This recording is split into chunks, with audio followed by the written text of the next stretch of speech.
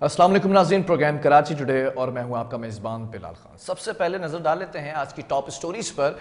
जो कुछ आज शहर में होता रहा, जो अहम डेवलपमेंट है, वो इस प्रोग्राम का आज हिस्सा बनाई गई हैं आपको बताने के लिए। गुलिस्तान जौहर की अगर बात की जाए तो कल के रोज़ शाहीन फोर्स के एहलकारों की फायरिंग से एक शहरी हलाक हुआ था, जिस पर एक बड़ा मामला देखने में आया, जिस पर वज़ीर आला ने भी नोटिस लिया था। गिरफ्तार 3 एहलकारों को आज अदालत में पेश किया गया है, जिस्मानी रिमांड पर पुलिस के हवाले भी कर दिया गया है, जबकि एहलकारों ने पुलिस मुकाबले में एक डाकू को हलाक करने का दावा किया था। ये इब्तिदाई तौर पर जो इन्वेस्टिगेट किया था मामला, ये कल के रोज हमने आपके सामने रखा था।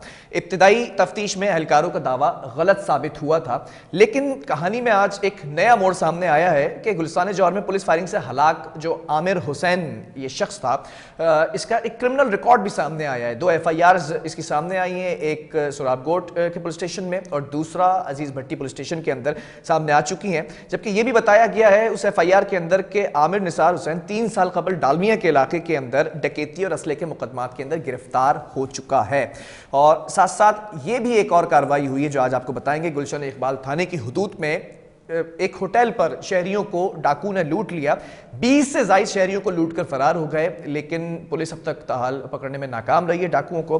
साथ साथ आगे बढ़ेंगे और आपको ट्रैफिक के हवाले से भी बताएंगे। ट्रैफिक कवानीन पर अमल दरामद कराने के लिए अहकामात सख्त से सख्त कर दिए गए हैं। कराची के अंदर पहले ही हैवी ट्रैफिक का दाखिला ममनू कर दिया गया था, लेकिन अब कुछ और भी चीज़ें हैं जो आज आपसे डिस्कस करनी है। आपको बतानी है कि ट्रैफिक के कवानीन क्या होते हैं और किस चीज़ पर अमल दरामद किया जाएगा।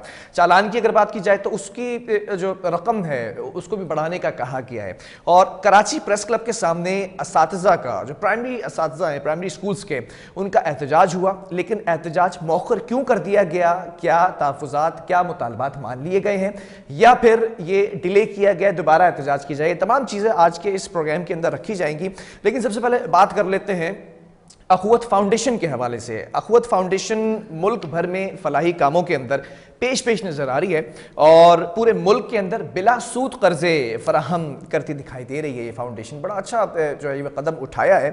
अख़ुवत फाउंडेशन पूरे मुल्क में 180 बिलियन कर्जे फराहम कर चुका है। आज इसी पर बात करेंगे कि इस वक्त सैलाबी जो सूरत हाल है, सैलाब मुतासरीन के लिए अख़ुवत फाउंडेशन ने बड़ा काम किया है और डॉक्टर अमजद साकिब इसके फाउंडर भी हैं अख़ुवत फाउंडेशन के, वो हमारे साथ इस वक्त ऑन कॉल मौजूद है। डॉक्टर साहब, बहुत शुक्रिया, आपने वक्त दिया और आप जो खिदमत सर अंजाम दे रहे हैं, मुल्क भर में लोगों को बिला सूद जो कर्ज दे रहे हैं, ये तमाम चीज़ें बड़ी काबिल ज़िक्र हैं। तो मैं सबसे पहले ये जानना चाहूँगा कि सैलाब की अगर बात कर लें, अभी हाल ही में ये आफतज़दा जो इस वक्त मामला था, सैलाब से मुतासरा इलाकों के अंदर इमदादी कार्रवाइयाँ भी की गई हैं और अख़ुवत की जानिब से अख़ुवत सर फहरिस्त रही है।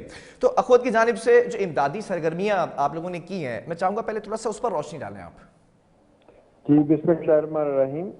सबसे पहले तो मैं आपका शुक्रिया अदा करता हूँ दावत देने के लिए इस प्रोग्राम में, और इसके अलावा इस मौजू को दोबारा ज़ेर बहस लाने के लिए कि सैलाब ज़दगान की मुश्किलात अभी ख़त्म नहीं हुई और हमने उन्हें बहुत जल्द बुला दिया है। देखें, सर्दी बढ़ गई और लोग अभी तक हज़ारों या शायद लाखों भी हों खैमों में हैं या टूटे फूटे मकानों में हैं। छत नहीं है और दरवाजे नहीं हैं, खिड़कियां नहीं हैं। आप यकीन कीजिए, मैं आज भी डेरा इसमाइल खान के नवाही इलाकों का दौरा करके आया हूं, तो आप हैरान होंगे कि खेमे हैं और बेसरो सामानी है और लोग मुंतजर हैं कि कब वो अपनी छत के नीचे जगह लेंगे। तो सबसे पहली बात तो ये है कि अभी मुश्किल ख़त्म नहीं हुई। हमने जी भरकर उनकी मदद की है। पाकिस्तानी कौम को खराज अकीदत पेश करना चाहिए। हुकूमत ने भी इब्तदा में बहुत कुल के 25-25 हज़ार रुपए उनको पेश किए। अच्छा। लेकिन जो घरों की तामीर का वादा था वो अभी पूरा नहीं हुआ। जब तक ये लोग अपने घरों में नहीं रहेंगे, उस वक्त तक मैं समझता हूँ कि हमें चैन की नींद नहीं आनी चाहिए। तो ये मौजू इतना अहम है कि इसके ऊपर TV पर बात होनी चाहिए, अखबार में बात होनी चाहिए, गली कूचों और चौराहों में और हर घर में बात होनी चाहिए कि हम अपने एक कौमी वजूद का हिस्सा हैं ये लाखों लोग। तो जब तक रिहेबिलिटेशन नहीं होगी, घरों को नहीं जाएंगे, अपना कारोबार नहीं शुरू करेंगे, अपनी ज़राअत नहीं शुरू करेंगे, तो उस वक्त तक نہ ان کی انفرادی جی مشکلات ڈاکٹر صاحب، ختم بڑا ہوتی اچھا آپ نے پوائنٹ ریز کیا. ہے. اگر میں اخوت فاؤنڈیشن کی بات کروں تو 180 بلین روپے کا قرض فراہم کر چکی ہے اب تک، اور تقریباً 5.4 ملین لوگ اس سے استفادہ حاصل کر چکے ہیں. آپ نے ری ہیبلیٹیشن کا ورڈ یوز کیا، تو جو متاثرہ خاندانوں کی ری ہیبلیٹیشن ہے اس کے لیے بھی ایک بڑا یہ ٹائم ٹیکنگ ایک چیلنجنگ فیز ہے، تو اخوت کیا کر رہی ہے؟ جی الحمدللہ، ہم نے کہا کہ ہم نے سب سے پہلے تو ریلیف میں کام کیا. ہم نے تقریباً 80,000 خاندان سارے صوبوں میں، زیادہ تعداد سندھ میں ہے، پھر بلوچستان میں ہے، پھر کے پی میں، پھر پنجاب میں. تو ان خاندانوں کو ہم نے اپنایا. ہم نے ان کو 2 مہینوں کے لیے یا 6 7 8 ہفتوں کے لیے ہم نے ان کو راشن بیگ دیے، کچھ مالی امداد دی، ٹینٹ دیے، شامیانے، اور پھر اس کے بعد کھانا اور ادویات اور میڈیکل فیسلٹیز. تو یہ تو ہے ریلیف کا کام. اس کے بعد اصل کام شروع ہوتا ہے ریہیبلیٹیشن کا، یعنی مستقل طور پر بحالی کیسے ہوگی ان کی. تو اس سلسلے میں ابھی تک ہم 10,000 خاندانوں کو گھروں کی تعمیر کے لیے یا کاروبار کے آغاز کے لیے 1 سے 3 لاکھ روپے کی تعداد میں قرضے جو ہیں وہ اماؤنٹ وہ ہم پیش کر چکے ہیں. ٹھیک ہے. تو لیکن یہ 10,000 تو نہیں ہے نا، تو ہم اپنی کو کارکردگی دکھانا نہیں چاہتے. بات صرف اتنی ہے کہ ہم اس احساس کو تازہ کرنا چاہتے ہیں کہ یہ 10,000 جو اگر الحمدللہ لوگوں کی مدد سے، پورے پاکستان کی مدد سے ہم نے کیے، تو بہت سارے اور اداروں نے بھی ایسے کام کیے ہیں، گھر بنا کر دے رہے ہیں اور لوگوں کو گھروں میں بسا رہے ہیں. لیکن ہم چاہتے ہیں کہ نہ صرف ہم خود بحیثیت قوم انفرادی سطح پر، بلکہ قومی سطح پر حکومت کے تعاون سے بھی گھروں کی تعمیر کے اس سلسلے کو جو اس تیزی سے آگے بڑھایا جائے کہ کوئی شخص یہ نہ کہے کہ میں تنہا رہ گیا. آپ دیکھیے نا، اس سخت سردی میں اللہ تعالیٰ نے ہمیں ہر طرح کی نعمت سے نوازا. ہم اپنے گھر کی آغوش میں بڑے سکون کی نیند سو رہے ہیں، لیکن وہ ماں اپنے معصوم بچوں کو اس سخت سردی میں لے کے کہاں جائے گی؟ صرف سر پر چھت نہیں ہے. تو اس حوالے سے ہماری پوری قوم سے یہ اپیل ہے کہ ہر شخص جو کروڑوں روپے کے گھر کا مالک ہے، اگر 1.5-2 لاکھ روپے دے دے تو کسی غریب کی چھت بن جائے گی. اور گھروں کی تعمیر اتنی مہنگی نہیں ہے، 1 سے 3 لاکھ روپے تک صرف مل جائیں تو اس سے بھی یہ گھر بن جاتے ہیں. تو اس حوالے سے اس احساس کو دوبارہ تازہ کرنے یا اجاگر کرنے کی ضرورت ہے کہ ابھی وہ جو کہتے ہیں نا کہ چلے چلو کہ وہ منزل ابھی نہیں آئی، نجات دیدہ و دل کی گھڑی نہیں آئی. تو ان لوگوں کی نجات کا لمحہ ابھی بہت دور ہے. تو اس میں ہمیں فرد کی حیثیت سے، قوم کی حیثیت سے اور حکومت کے تمام تر جو مختلف محکمے ہیں ان کے وسائل اس طرف مختص ہونے چاہیے. تو یہی وقت کی آواز ہے. اس آواز کو ہم نے نہ سنا اور ان لوگوں کی دکھ اور مجبوری اور مسائل کا حل ہم نے نہ ڈھونڈا تو یہ تاریخ کے چہرے پہ ایک بدنما داغ ہوگا، اور ہمیں یہ جو ہے ان کی جو صداؤں کی باز گشت ہمارے کانوں میں گونجتی رہے گی. ٹھیک ہے. ڈاکٹر امجد صاحب، یہ بھی جاننا چاہوں گا، 6 ماہ کے بعد پھر مونسون کا اسپیل ہوگا، پھر بارشیں ہوں گی اور موسمی تبدیلی کے باعث زیادہ بارشیں ایکسپیکٹڈ ہیں، تو خدا نہ خواستہ دوبارہ سے ہم اس فیز سے نہ گزریں، اس کے لیے بھی حکومتی سطح پر حکمت عملی بنائی جا رہی ہے بہتر طریقے سے. لیکن 33 ملین سے زائد لوگ ہیں اور 5 لاکھ سے زائد گھر تباہ ہو چکے ہیں، جس کے بارے میں آپ نے بتایا کہ ری ہیب کا کام بھی کیا جا رہا ہے، پھر ملک بھر سے جو ہے وہ کوآپریٹ بھی کیا جا رہا ہے. لیکن ان گھروں کی اثر نو تعمیر کے لیے کتنا وقت درکار ہے اور کس طرح سے اس کو مینیج کیا جائے گا؟ دیکھیے، گھروں کی تعمیر کے لیے بہت زیادہ وقت نہیں چاہیے. یہ کوئی بہت بڑے بڑے گھر نہیں ہیں، 2 کمرے ہیں یا 1 کمرہ ہے یا زیادہ سے زیادہ کچن برآمدہ ہے، ساتھ ایک واش روم ہے. دیہاتوں میں جو گھر ہیں نا وہ اسی طرح سے ہوتے ہیں.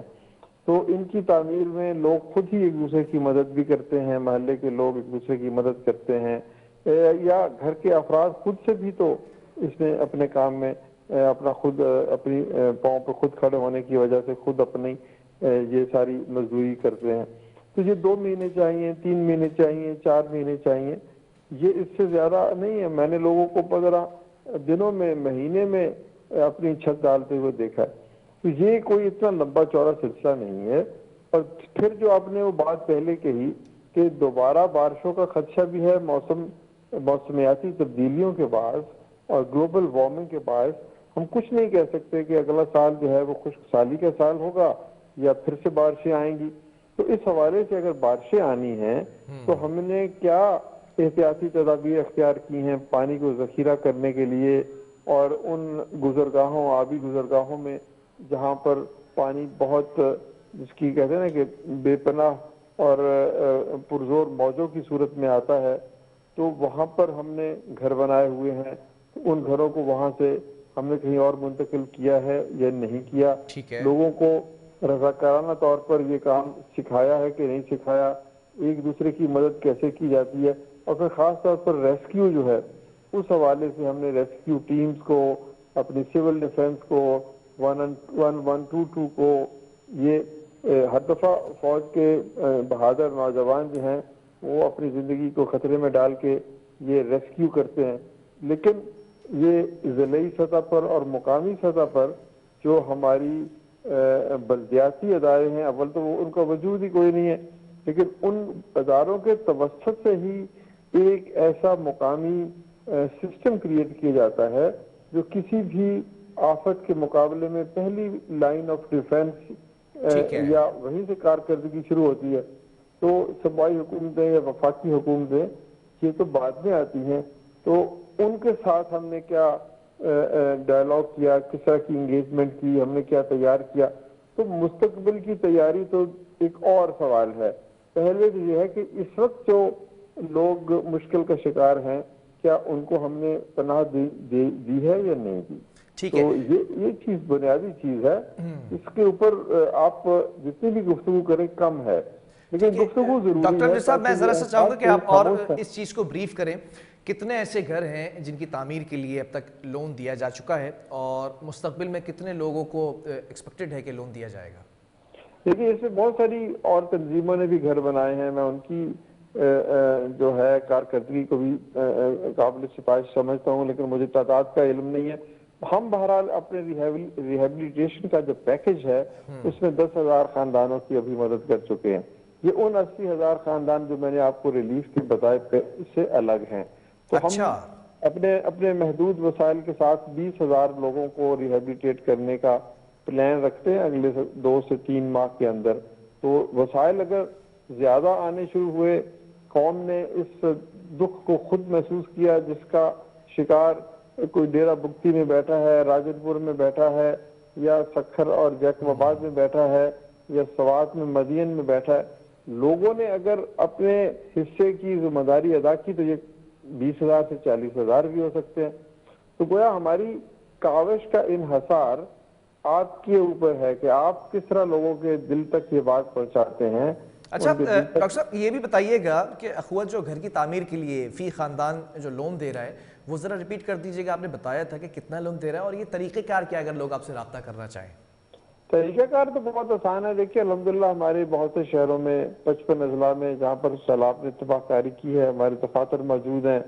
تو جب ریلیف کا وقت تھا تو ہمارے الحمدللہ بہادر کارکن جو تھے وہ 2-2, 3 دن 4-4 فٹ پانی میں گزر کے لوگوں کو ڈھونڈ کر ان تک کھانا یا راشن پہنچاتے تھے.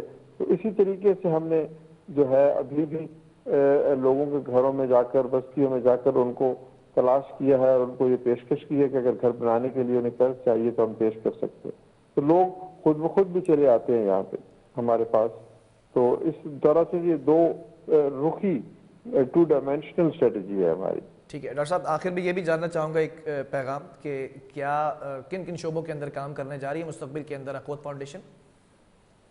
جی, میں آپ پیغام کا پوچھ رہے ہیں کہ کیا پیغام میں دینا چاہتا ہوں؟ میں چاہ رہا ہوں کہ آپ کنکلوڈ کر دیں اس کے اندر دونوں چیزوں کو, پیغام کو بھی اور مستقبل کے پلانز کو. یہی ہے کہ دیکھیں, جب تک میں اکثر کہا کرتا ہوں کہ جب تک اس دھرتی پہ ایک شخص بھی غریب ہے ہم سب غریب ہیں. جب تک ایک پاکستانی بھی بغیر چھت کے ہے, ہمیں سوچنا چاہیے کہ کیا ہم یہ حق رکھتے ہیں کہ اپنے گھروں میں ایک آرام دہ زندگی گزاریں. ہمیں ایک یہ ملک بنا اس لیے تھا کہ مواخات کے ایک تصور کے تحت کہ ہر شخص کو اپنائے گا, ہر شخص کے دکھ اور درد اور خوشی میں شریک ہوگا. تو وہ جذبہ مفقود کیوں ہوا یا کیوں ہو رہا ہے یا اس میں کمی کیوں آ رہی ہے؟ تو پیغام یہی ہے کہ اٹھیں اور کم از کم ایک شخص کو اپنا بنا لیں. اس کو مواقعات مدینہ کہتے ہیں اور یہی اللہ کے رسول صلی اللہ علیہ وآلہ وسلم کا پیغام ہے. اور ہمارا ایمان مکمل نہیں ہو سکتا جب تک کہ ہم اپنے بھائی کو بھی مشکل سے باہر نہ نکالیں. ٹھیک ہے، بہت شکریہ ڈاکٹر امجد ثاقب. آپ کا اخوت فاؤنڈیشن ایک بہترین فاؤنڈیشن کے طریقے سے کام کرتی دکھائی دے رہی ہے. اب دیکھنا یہ ہے کہ جو خاص طور پر ان کا پہلا موٹیو ہے سیلاب زدگان جو متاثرین ہیں ان کی مدد کرنا، پھر یہ گھر کی تعمیر کے لیے لون بھی پرووائڈ کرتے ہیں. اس کا طریقہ کار بھی انہوں نے بتایا کہ بہت آسان ان کے سینٹرز بنے ہوئے، وہاں پر جا کر آپ لون حاصل کر سکتے ہیں بآسانی. تو یہ تمام چیزیں بہتر طریقے سے ہو رہی ہیں. وقفے کی طرف جائیں گے، اس کے بعد کچھ بات کریں گے کرائم کے حوالے سے. کرائم کنٹرول کرنے کے لیے پولیس کی جو اسٹریٹجی ہے اس پر بڑے سوالیہ نشان اٹھتا نظر آ رہے ہیں، لیکن پولیس کارروائیاں کر رہی ہے، کرمنلز کو پکڑ رہی ہے. معاملہ کیا ہے؟ وقفے کے بعد.